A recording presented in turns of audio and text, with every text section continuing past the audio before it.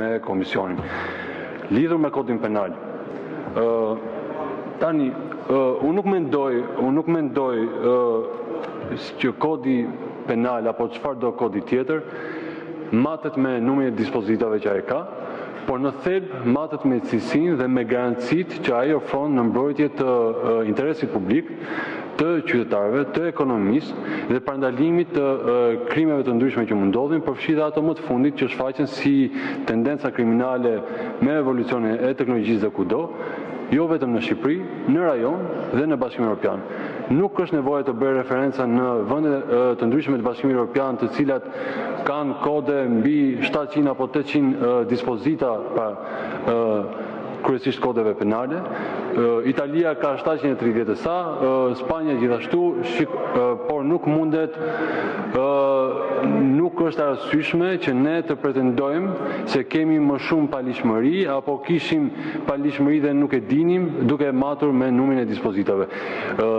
Kjo e përket teknikës legjislative, se si harmonizohen dispozitat në një kod, se si detajohen apo bëhen bashkë në një dispozit, kjo është çështje teknike. Ajo çfarë është e rëndësishme është që ne të adresojmë 54 direktiva të Bashkimit Evropian, pa të aki komuniter, të cilat duhet të bëjnë pjesë e kuadrit ligjor vendas,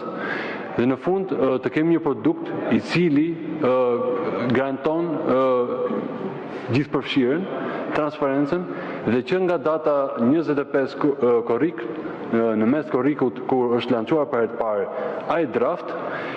si një material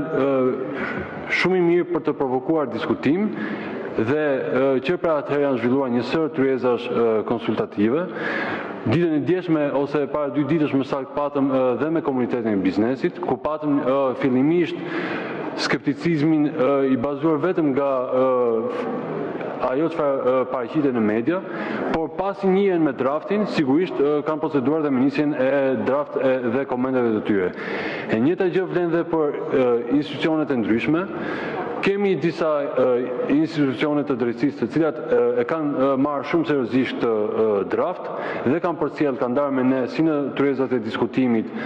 por edhe me shkrim kanë përcjell komentet e tyre. Ka materiale voluminoze me komente shumë konstruktive.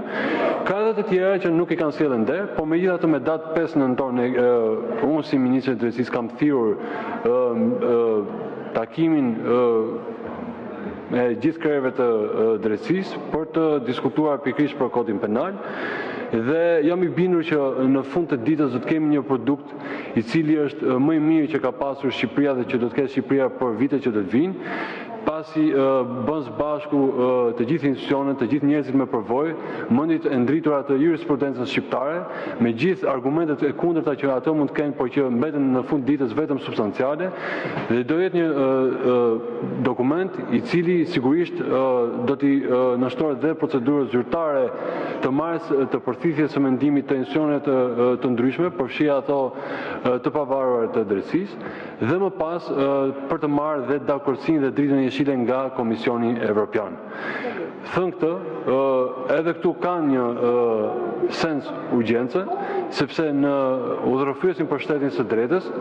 i cili është një dokument i konsultuar dhe dakordsuar dhe me Komisionin Evropian, në kuadër të negociatave për kapitullin 24.